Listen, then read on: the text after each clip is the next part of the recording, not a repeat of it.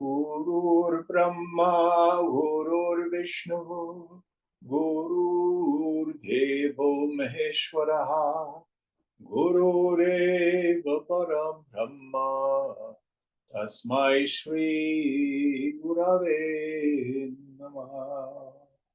Chinmayam Vyapyat Sarvam Trilokyam Sacharacharam Tatpadam Darshitam Yena Tasmai Shri Gurave Namaha. Tvameva Mata Chapita Tvameva Tvameva bandhuscha sakha tvameva Tvameva vedyadravinam Tvameva Tvameva sarvam mama deva deva Tvameva sarvam mama deva deva. Jai Guru. Om Sahana Bhavatu, Sahana Bhunaktu, Sahaviryam Karavavahai, Tejasvinavadhitamastu ma vidvishavahai. Om Shanti, Shanti, Shanti.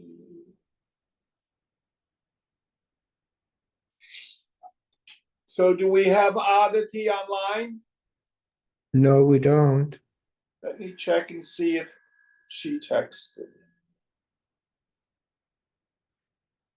She may have said she was going away and I forgot. Yes, she did. She didn't text, so whatever it is. So Mark, we will do English only this morning. Okay. So where are we in our text? We're on page 128, the first verse. Go ahead. He, the confounded fool, who is in love with the body, which is but flesh, blood, pus, excreta, muscle and nerve, marrow and bones stuck together, will also love hell. The man who is not disgusted with the foul stench of his own body, what else can cause it to him, which can be prescribed? Woo! Well, such is Vidyaranya's position. I'm not quite so harsh.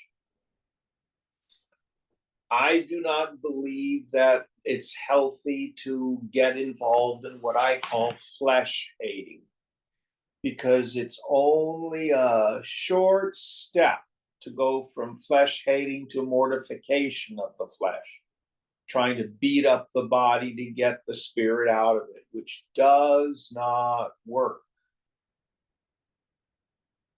But understanding the probable audience for Vidyaranya, which is young Brahmin men, probably late teens, with raging testosterone, for whom attachment to the body is very strong.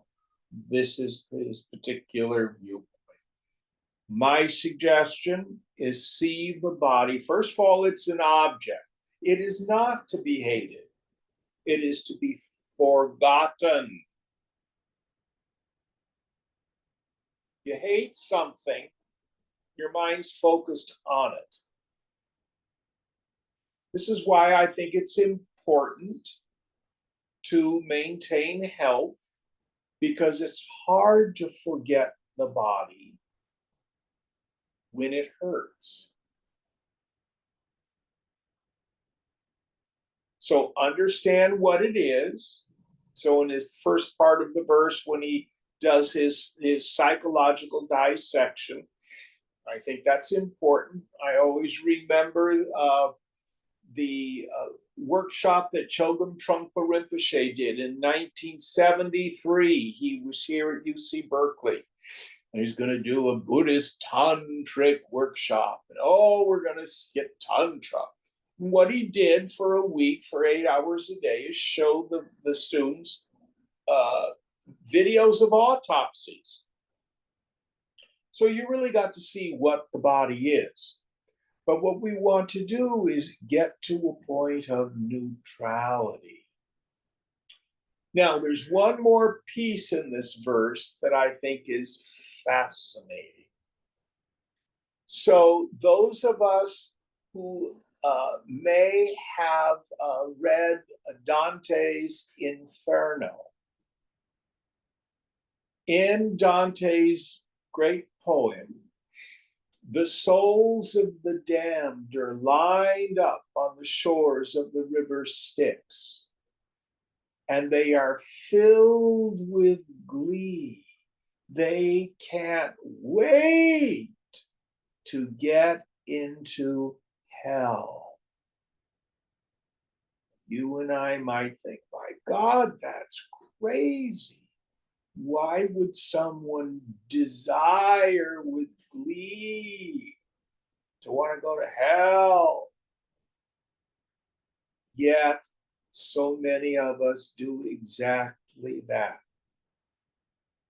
We attribute joy-giving qualities to a world that's essentially neutral. And then because of attachment and the whole phenomena of wanting more when we're attached, our desires lead us into suffering. Of course, the classic example is the drug addict or the alcoholic. In the beginning, it tastes like nectar, but turns to poison, as Krishna says in Gita. So the idea of trying to gain happiness through the ever-expanding nature of desire, of lust, of craving. And where does it lead us? Into anger and frustration, addiction, all sorts of problems. So the point of the verse is for us to understand the phenomenon of craving and its cause. But again, I would push back on Vidyaranya's issues around thinking we should hate the body and have disgust for it. Any thoughts on this from anyone? Next verse.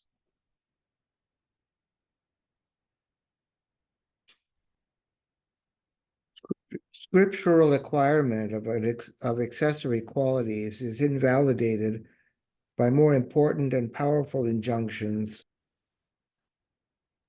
of other scriptures. For instance, no being should be killed, whatever, is prescribed in one scripture, which is countermanded by the other as the victim of Agnisoma sacrifice should be killed. The more powerful scripture than other is this. Read it again, please. I didn't catch quite the beginning. Okay.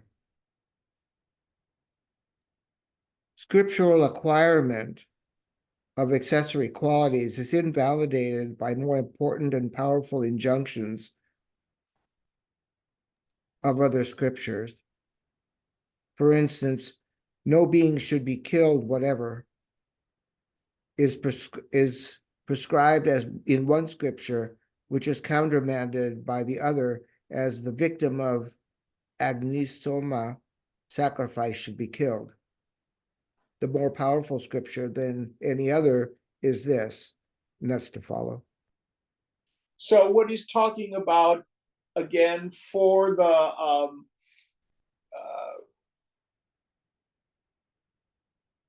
the conflicting teaching of the Vedas. So actually, a lot of people do not know this, that in earlier Vedic periods, the Brahmins would sacrifice animals and consume their flesh.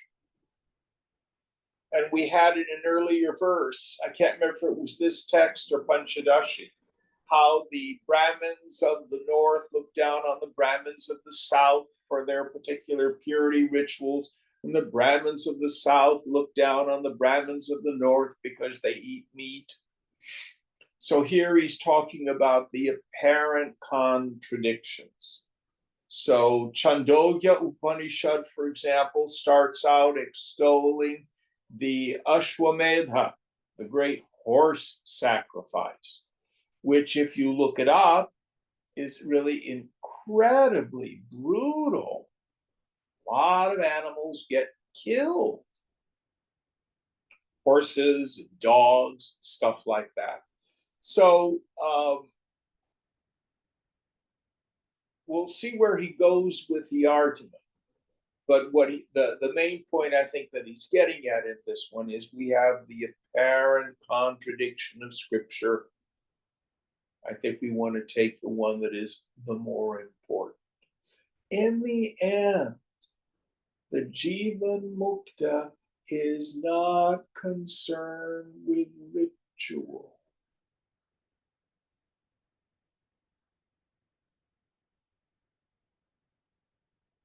He has no niyatam karmas,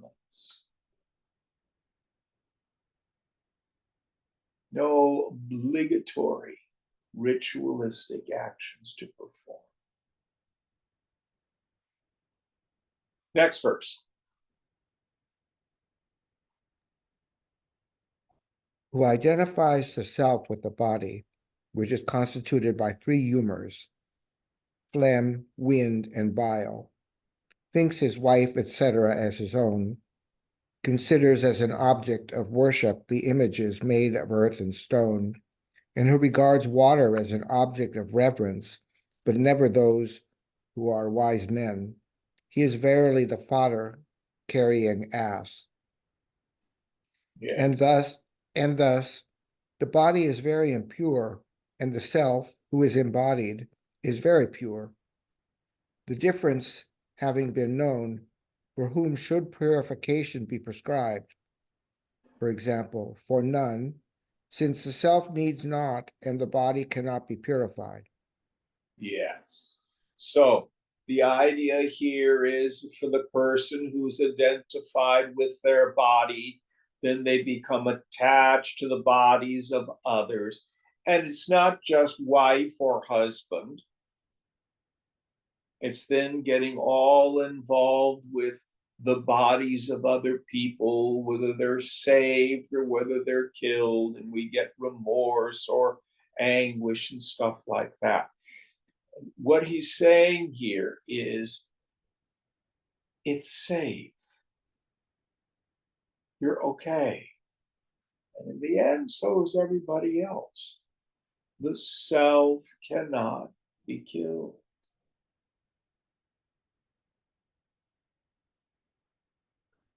Gita is very clear. The self does not slay, nor is it slain. And then he comes to a very important point. The self needs no purification, no ritual action to purify. And the body cannot be purified. What do we mean by that? At its deepest level, if we're identified with the body, we want to secure, improve, perfect, or purify the personal sense of self.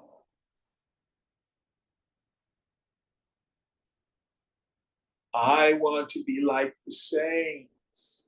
I want to be very good.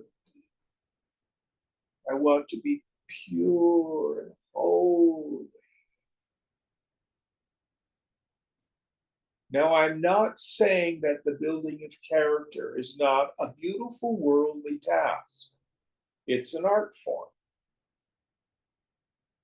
But it's like trying to count to the highest number. How can that which is inherently finite ever be perfected? So if we're trying to fix the equipment, are you a sick person trying to get well? Are you a vicious person trying to get virtuous? Are you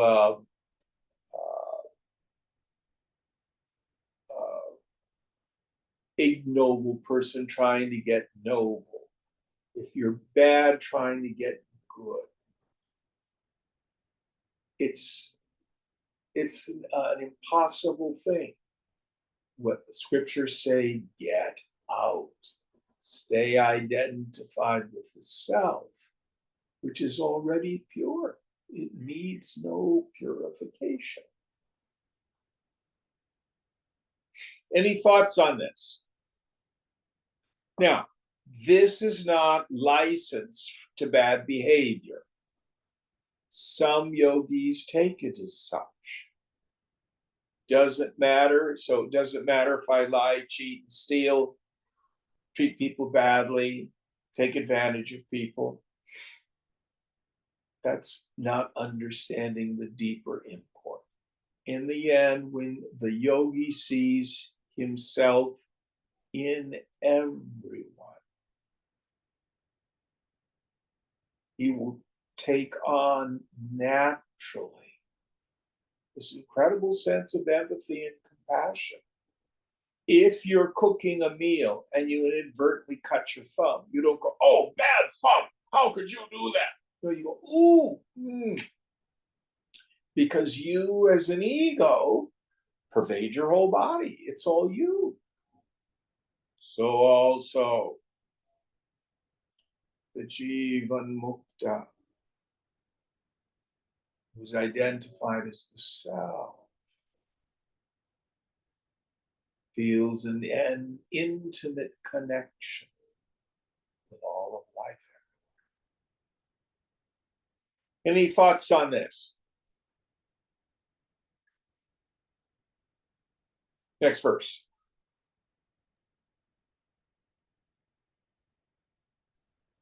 Though the scriptural texts quoted above prohibit the attempt at removing the faults and not the acquisition of additional qualities, still, in the presence of obstructive, powerful faults, no good quality can be acquired.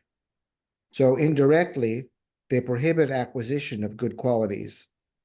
Very much impurity of the body is, however, described in the Maitreya branch of the Vedas, thus, O revered one, in this foul-smelling, contaminated, unsubstantial body, a conglomerate of bones, skin, muscles, marrow, flesh, semen, blood, mucus, tears, rheums, feces, urine, wind, bile, and phlegm, what is the good of the enjoyment of desires? This body arises from sexual intercourse, devoid of consciousness, a veritable hell, and then comes forth through the urinary passage. It is built up with bones, smeared over the flesh, covered with skin, filled with feces, urine, bile, phlegm, marrow, fat, grease, and also with many other impurities, like a treasure house full of wealth. Moreover, the cure of disease by medical treatment is not certain. Even cured recrudescence cannot be ruled out.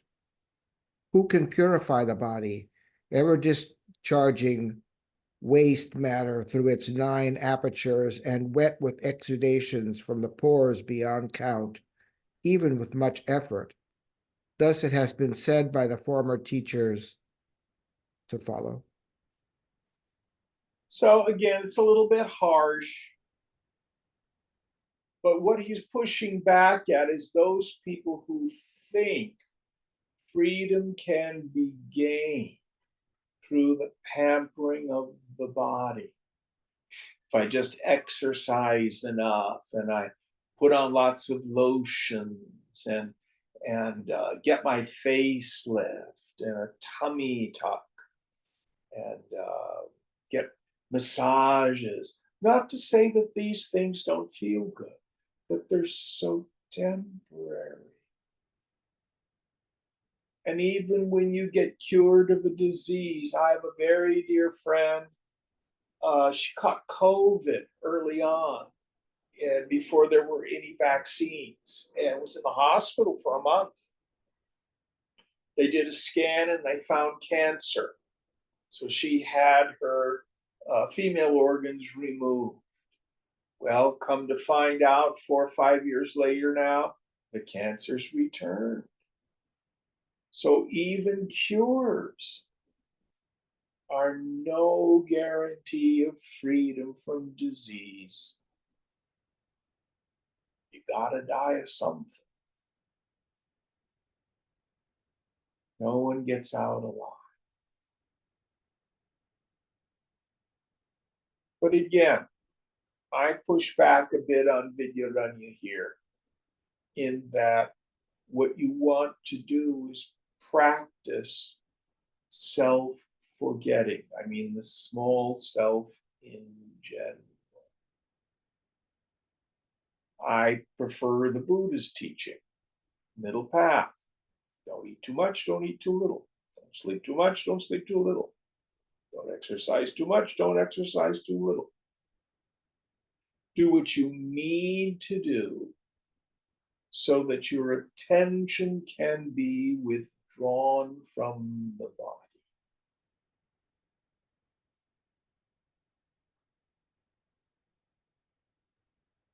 Practice a sattvic life. This will make your yoga easier and more efficacious. Understanding that freedom is not gained through any amount of purification of the body itself.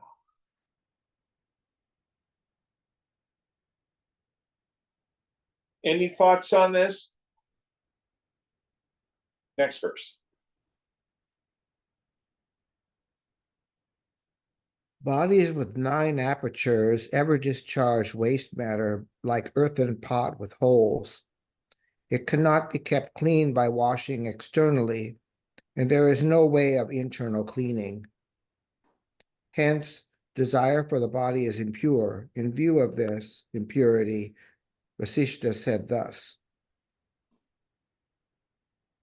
So the body is only tolerable for most of us with a lot of upkeep and care. You know,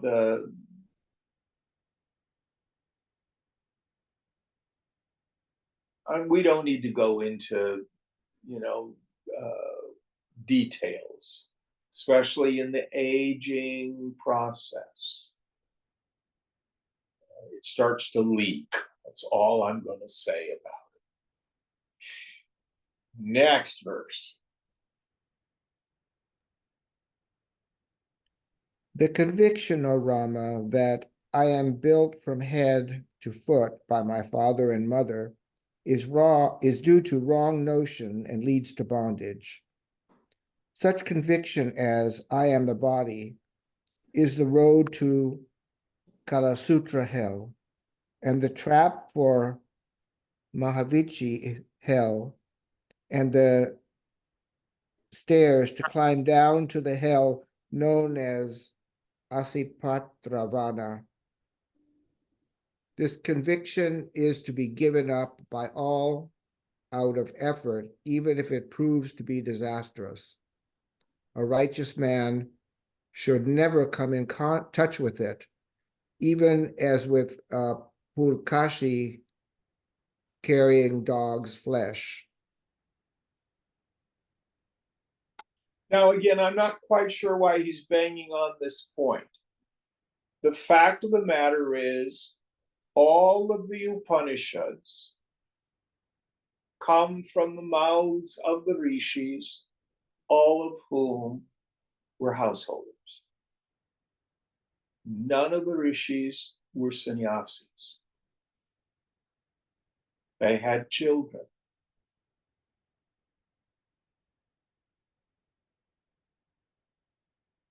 So being a householder is not an impediment. Brahmacharya, usually translated as celibacy, is extolled, but the literal meaning of the word is to roam around in Brahman. And I like to say our sexual powers are God-given, not to be despised, but not to be used lightly. And brahmacharya, celibacy, is a gift far more than it's a discipline.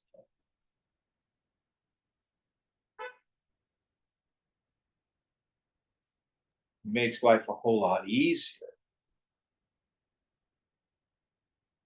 to not be tyrannized by sexual compulsion or by any other worldly issues that you've got going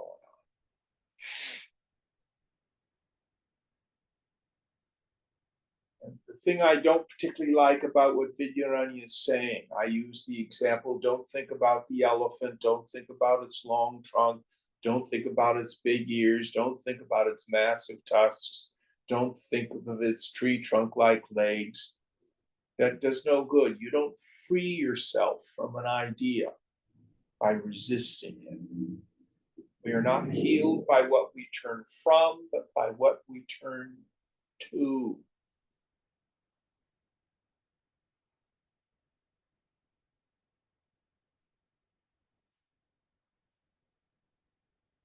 Practice the Parama Prema, the great love of self-abidance. The body and the world will take care of themselves. If, on the other hand, you have sexual compulsion, take a look at it. Any thoughts? Next verse.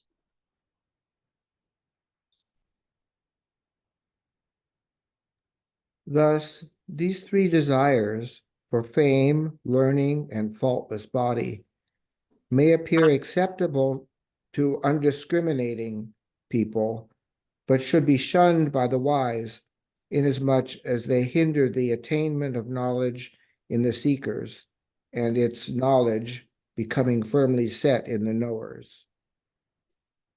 So here he's summarizing these three levels of attachment that we have. Shastravasana, the desire for learning, trying to figure stuff out. Lokavasana, my desire for acceptance, approval, attention, status. I want to be important in the world. And Dehavasana, of the desires of the body itself. All three of these are levels of attachment. And we need to let go of them. Any thoughts on these? Next verse. So the Smriti has it thus: knowledge proper does not arise in one who hankers after fame, prides in learning, and covets a faultless body. So here again is quoting scripture, making the same point. The idea here is, if we clearly understand what I call the pleasure principle, life, the way most of us live it, is suffering, as the Buddha said. What is the cause or the arising of suffering? It is kama, craving. It is dvesha, aversion. It is bhaya, fear that I'm going to lose what I am. Freedom from suffering is freedom from the craving. How do I get permanently free from it? Marga Satya, the truth of the path. So if you want freedom, let go of the world. That doesn't mean be fearful of it, and it doesn't mean to have an aversion. This is why I push back on what Vidyaranya is saying. You know, if you're in a concert hall and the person next to you smells like an old person who's wet his pants, if you have an aversion to that odor, you're not going to enjoy the concert. Aversion is not a technique that works. We need to be able to have samadrishta on both sides of that equation. All right, next verse.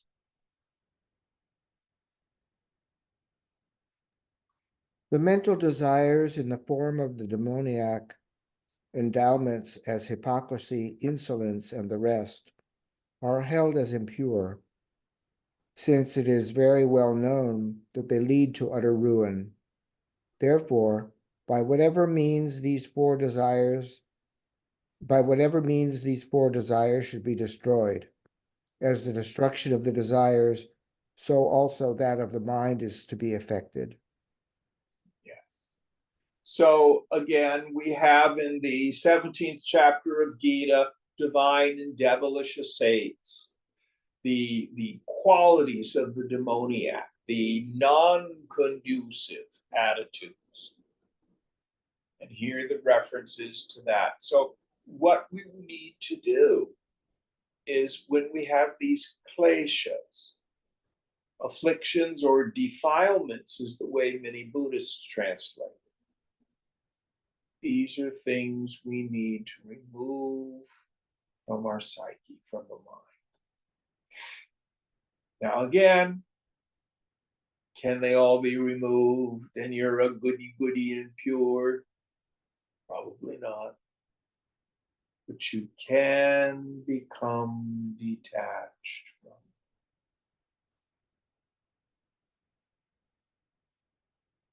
Can become detached.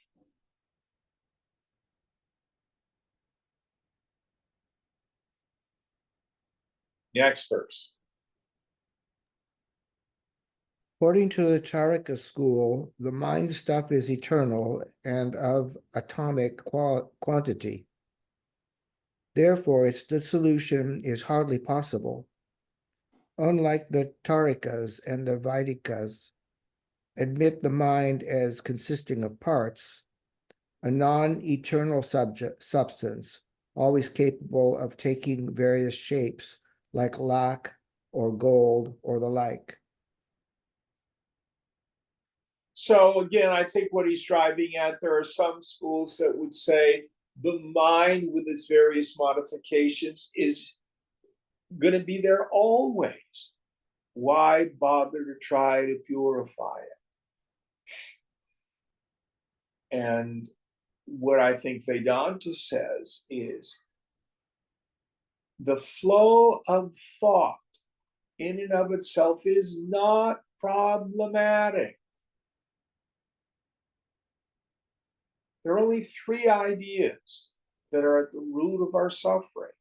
The first is Jiva Bhavana. I think I'm a person. It is possible through direct experience to remove that thought. Nobody runs around in ordinary world with the idea I'm a goat or a cow or a horse or a pig. It takes no effort. Once you clearly know I'm a human being, there's no effort to it. But the idea that you're some other animal is gone. The second thought, the world of name and form is substantial, concrete, and real, and inherently joy giving and misery producing. You can remove that idea. You can see its fundamental illusory nature. And the third idea, God above you. I'll be happy when, it'll be better if, more better different, struggling. That idea can be removed. That's manonasha. That's the destruction, the removal of the mind.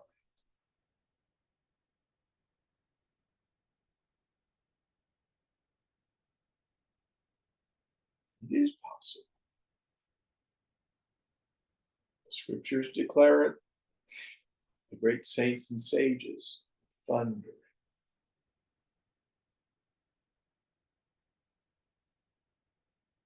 Near vikalpa samadhi, as the mind state of no mind, is efficacious. But samadhi is temporary. The knowledge is continuous.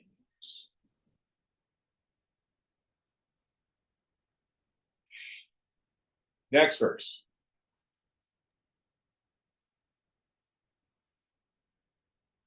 The Vajrasanayans give the definition and evidence of the mind thus: desire, resolve, doubt, faith, want of faith, steadiness, unsteadiness, shame, intelligence, and fear, all these are but the mind.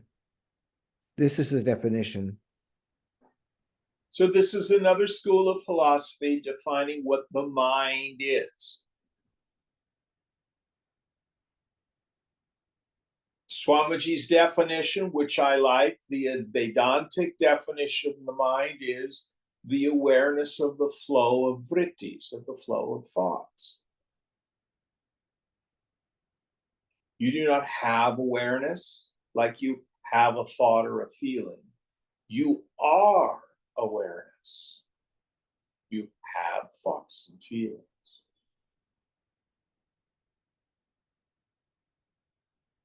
That's all the mind is. What the yogi learns to do is not get identified with, attached to, believing in this flow of thoughts. She sees these are all imagination. Seen, but not real. Next verse.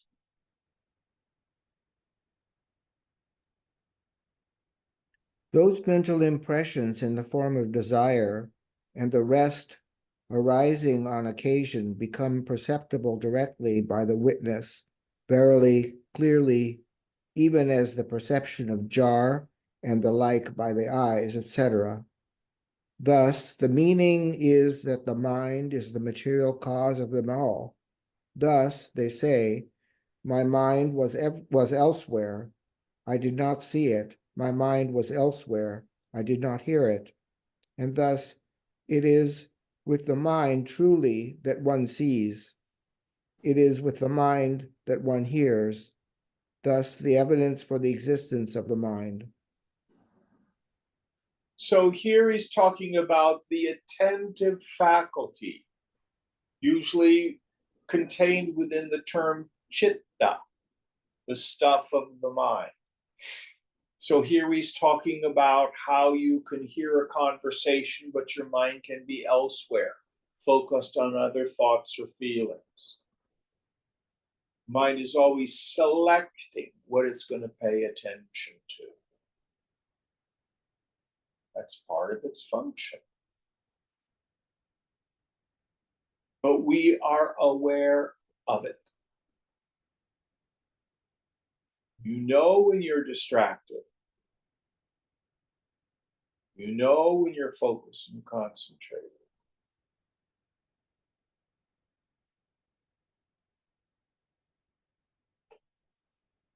But the movement, the function, the concentration or lack of concentration of the mind is ever witnessed by another.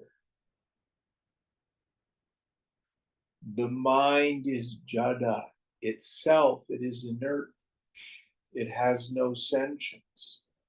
You are sentience itself.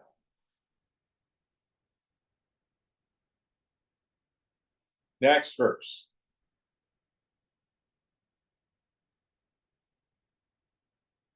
The jar, being in broad light and within visible distance, is being loudly chanted Veda within hearing distance, without whose attention it is not perceived, and with whose attention is truly perceived such a thing, a common factor in perceiving all objects, becomes known by the positive and the negative methods. Thus is the meaning of the text quoted, and this is the example thus. Even if one is touched from behind, one knows it through the mind. Therefore, the mind exists. Yes. So here the example is if there's chanting going on in the, if a bunch of Brahmins are chanting and your attention is on a jar, your attention is withdrawn from the chanting. Antithetically, if you're paying attention to the chanting that you're doing, you're not paying a lot of attention to the jar. If you're walking down the street, you're not seeing the person behind you, then they touch you on the shoulder. Then your mind is drawn to that experience. The mind exists, kind of. I would say the mind is experienced, but does it really exist?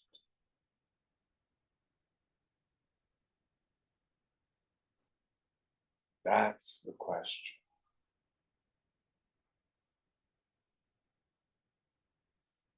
Are thoughts real solid things? Is the mind a real solid thing? And I go back to the fourth chapter of the Gaudapada Karika on Mandukya, the Alata Shanti chapter, when he takes the firebrand, makes a circle. You see the circle, you make a figure eight, you see the figure eight. The circle and the figure eight are seen, but do they exist? No, it's just the moving point at the end of the firebrand. It's all the mind is. When thoughting happens, this thing called mind, its incredible power shows up. That's why we get these injunctions: stop the mind and you stop the world. The world is the mind is the world. Seen, but not real. Let's see what he says going on with this thing. Does the mind exist? Next verse. Since the existence of the mind has been established by its proper definition and evidence, it should therefore be now illustrated thus. Even if touched by someone on his back, Devadatta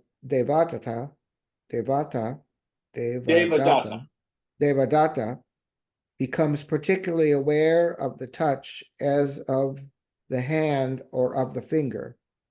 As the eyes cannot see the place and the tactile perception is limited to the feeling of hardness or softness, therefore, by the law of elimination, the mind alone is the cause of such particular knowledge. Because of its thinking function, it is called manas, mind. And because it deals with the outer objects of the outer world, it is called chitta. And this chitta is of the nature of three modes, sattva, rajas, and tamas, because the effects of them, light, activity, and delusion, are observed there. The light, etc., are the effects of the modes are found in the definition of a gunatita, risen above the modes thus. O Arjuna, Pandava, light, the effect of sattva, activity, the effect of rajas, and delusion, the effect of tamas, thus described. A lot packed in here. So first of all, the name Devadatta means John Doe. It's the ancient Sanskrit way of saying John Doe. And here, John Doe or Jane Doe are the ways of describing a nondescript person. That's all it is. So what he's talking about here is the mind, manas, we call it. It thinks, it feels, it perceives, and chitta, so that it is consciousness, as it were, forming into stuff going out. So there you are walking along the road, you're aware of the road, someone touches you from behind, all of a sudden the attentive faculty shifts. It's not a big deal. Not a big deal. Again, he talks about how the mind, this chitta, this manas, forms itself into the three gunas. We don't need to go into that. We've done that so many different times. The modern image I like to say is it's like the monitor of your computer. It's the place where stuff happens. So you look at your monitor. If you're running a spreadsheet, it shows up as Excel. It shows up as a spreadsheet. If you're working in Word, it shows up as a word processing form. If you're opening Google Chrome, it shows up as a browser. It's your monitor that's showing up as these things. So chitta is there. It's your internal monitor. It shows up as sense perception. It shows up as feeling. It shows up as thought. It shows up as mental imagery. It shows up as memory. It shows up as paranoid self-reflection. How am I doing? What do they think of me? And it shifts all the time, depending on what the mind is focused on. This is why it's not particularly important. Oh, was this manas or was this buddhi? You know, was this a sense perception or was this just a mental image of feeling? Doesn't matter. It's all just stuff. It's the chitta taking various forms. What's most important is it's always characterized as forking, subject, object. I know stuff. The stuff is inert. One feeling can't know another feeling. One thought can't know a sensory perception. I am the illuminator of it all. The self is a conscious, sentient being. What it illumines is inert. Well, what about, I see Mark over there. He's a sentient being. Well, now let's break this down. If you are the knower of your body, with reference to you, your body is jada, inert. Why do you think Mark's body over there is sentient? No, Mark's body is inert. A conscious being is illuminating Mark's body, self, all of us. Not quite sure what Vidyaranya's point here is, but he's getting at. I think it's pretty simple in the end. You are a changeless reality. You are Purushottama, the ultimate essence of what makes you a person. All phenomena, without exception, Mithya, illusory, imagination, mental imagery, very long and very vivid dream.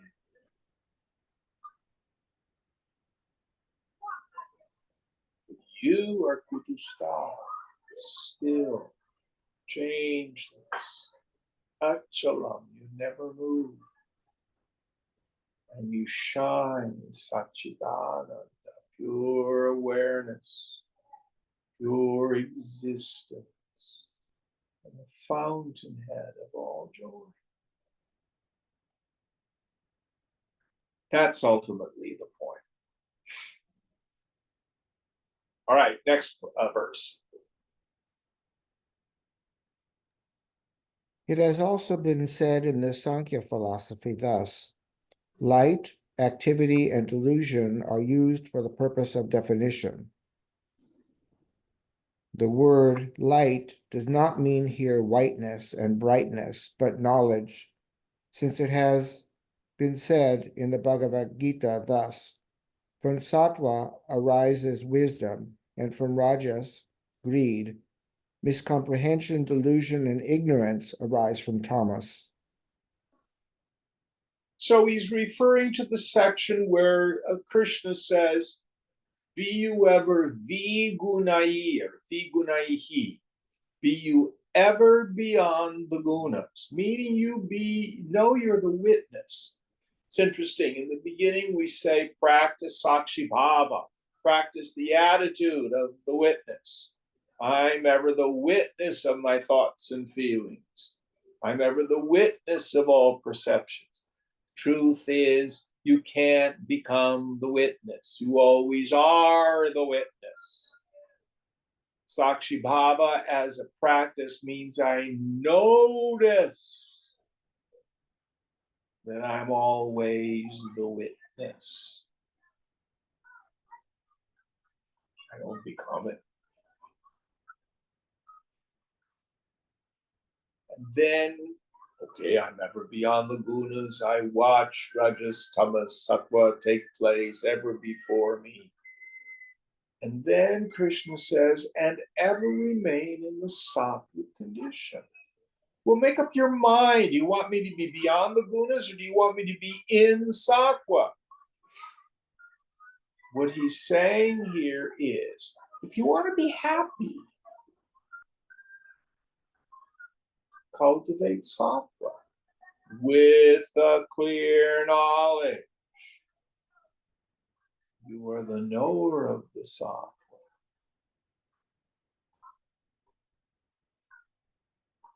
How do I become sattvic? Viveka vairagya, discrimination and dispassion.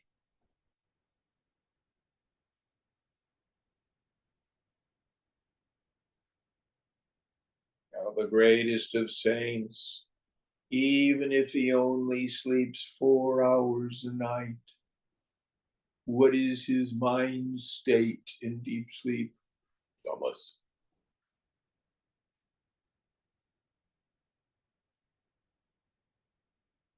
Oh, Swamiji never sleeps. He said, so I never sleep. What does he mean by that? Swamiji would say that it doesn't mean he lays awake all night staring at the ceiling. It means the self never sleeps. I am the witness of the mind of deep sleep.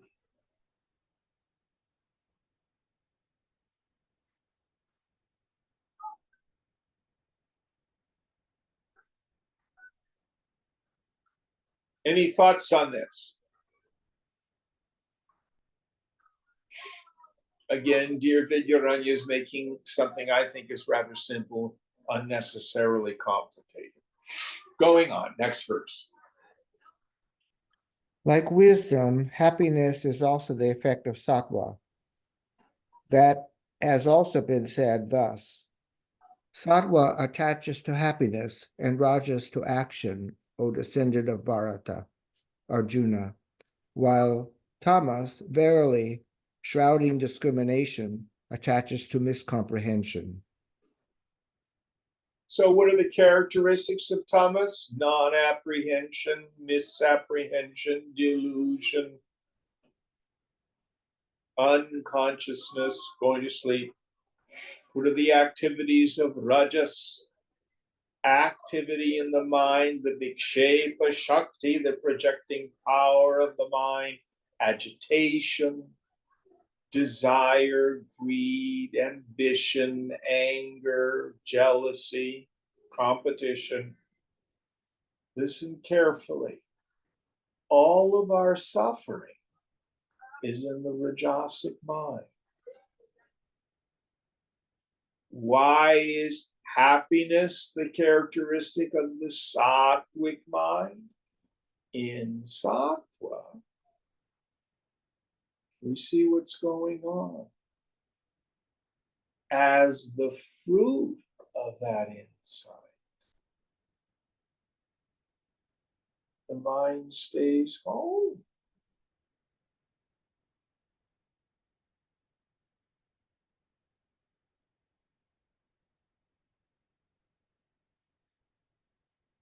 I go from stress, wanting it different than it is, to radical, perpetual acceptance.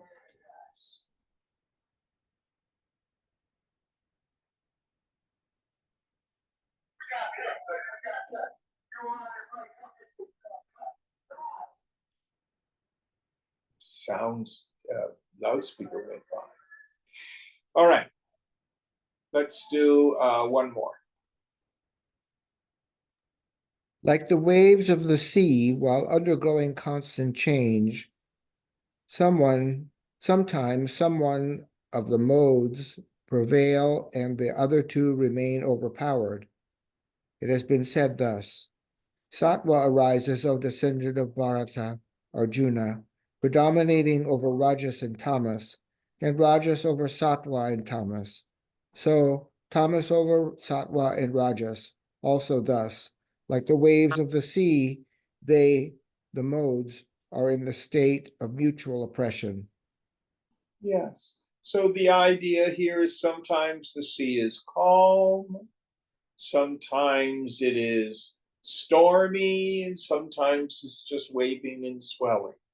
So also the mind moves through the three gunas, not necessarily at just the grossest level.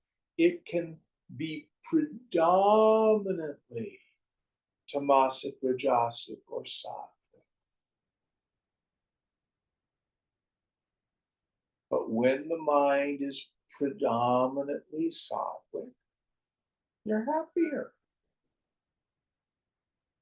And that runs counter to what the world says. The world continually says, I'm happy when I get what I want. Yoga says, I'm happy when I let go of the wanting.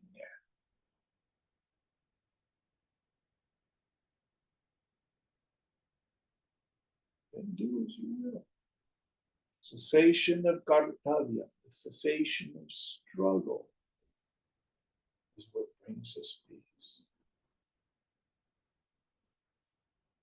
Okay, we'll quit here a little early today, and we'll pick up again next week. Where are we for next time? Page 136, the last verse. Om Purnamada Purnamidam Purnat Purnamudachyate Purnasya Purnamadaya Purnameva Vashishyate. Om Shanti Shanti Shanti. Hari Om Sri Guru Pyo Namaha. Hari